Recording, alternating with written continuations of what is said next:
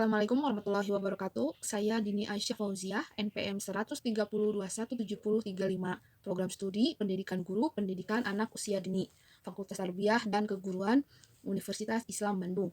Saya akan memaparkan hasil penelitian saya yang berjudul Pola Asuh Orang Tua dalam Membentuk Perilaku Sopan Santun Berbicara Anak Usia Dini 4-6 tahun di Kecamatan Cileunyi, Kabupaten Bandung.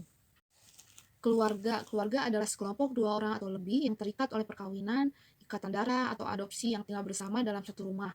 Setiap anggota keluarga memiliki tanggung jawab tertentu. Keluarga yang terdiri dari suami dan istri, atau suami, istri dan anak, atau ayah dan anak, atau ibu dan anak juga dapat dianggap sebagai unit sosial terkecil.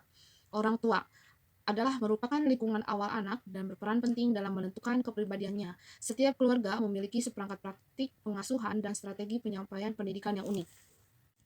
Menurut Sandrock 2003, halaman 185-186, ada 3 filosofi pengasuhan anak, yaitu pola asuh otoriter, permisif, dan demokratis. Pertama, pola asuh otoriter mengartikan sebagai pola asuh yang cenderung membatasi apa yang ingin dilakukan anak, menghukum anak karena melakukan kesalahan, mendorong anak untuk mengikuti perintah orang tua, dan memberikan kontrol penuh atas pengawasan anak kepada orang tua.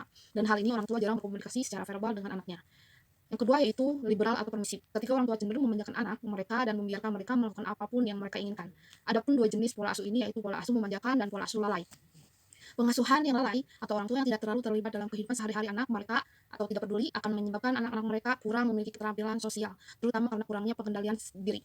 Seorang anak akan memiliki kompetensi sosial yang kurang sebagai akibat dari pola asuh yang memanjakan, yang mengacu pada orang tua yang cenderung sangat terlibat dalam kehidupan anak-anak mereka. Akan tetapi mereka hanya menawarkan sedikit kendali dan tuntutan yang selalu dipenuhi atau terlalu membebaskan. Yang ketiga yaitu pola asuh demokratis. Di bawah gaya pengasuhan ini, orang tua mendorong anak untuk mengembangkan kemandiriannya sambil mempertahankan otoritas orang tua dan membatasi apa yang bisa dan tidak bisa mereka lakukan. Istilah perilaku dalam psikologi mengacu pada semua manifestasi biologis dari interaksi individu dengan lingkungannya, mulai dari yang paling jelas hingga yang paling halus. Seseorang dapat mempengaruhi berbagai perilaku melalui interaksi mereka. Ketika pembelajaran dan pendidikan dilibatkan, perilaku akan meningkat seperti dari buruk menjadi baik, dari tidak terampil menjadi terampil, dari yang ketidaktahuan menjadi pengetahuan, dan malas menjadi rajin, dan seterusnya. Watak yang sopan adalah watak yang baik dan jujur terhadap semua orang, baik dalam perkataan maupun perbuatan, kemampuan mengucapkan bunyi-bunyi artikulasi atau kata-kata untuk mengungkapkan, menyatakan, dan menyampaikan pikiran, gagasan, dan perasaan dikenal sebagai tuturan atau tuturan lisan. Berbicara di sisi lain disebut sebagai bentuk atau bentuk komunikasi berpikir yang disesuaikan. Berbicara di sisi lain disebut sebagai bentuk atau bentuk komunikasi berpikir yang disesuaikan dengan tuntutan pendengar atau pendengar.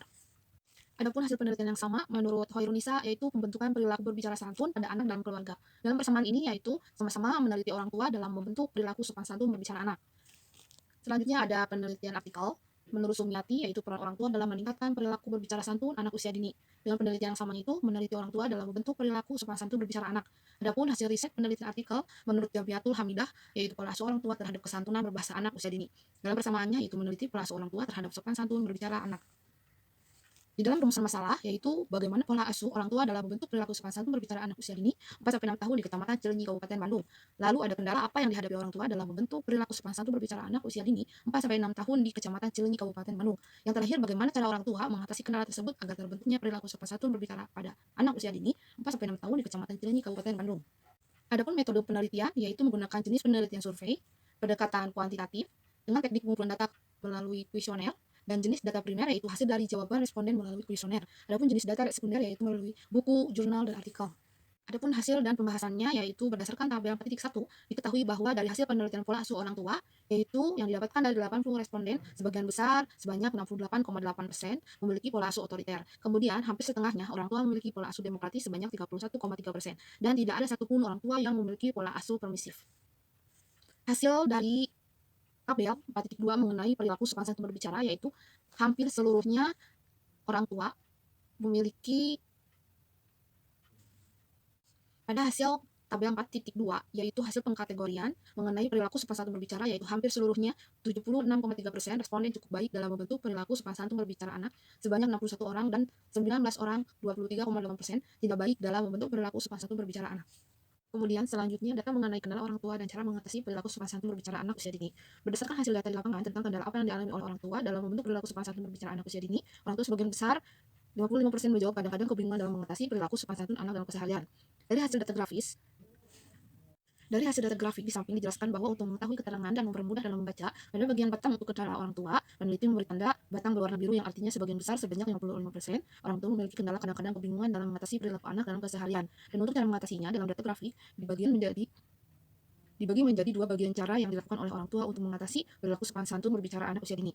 Untuk mengetahuinya, bahwa pada cara bagian satu, melalui perilaku pembiasaan, orang tua diberi tanda batang berwarna hijau tua, dan untuk cara bagian dua diberi tanda batang berwarna hijau muda.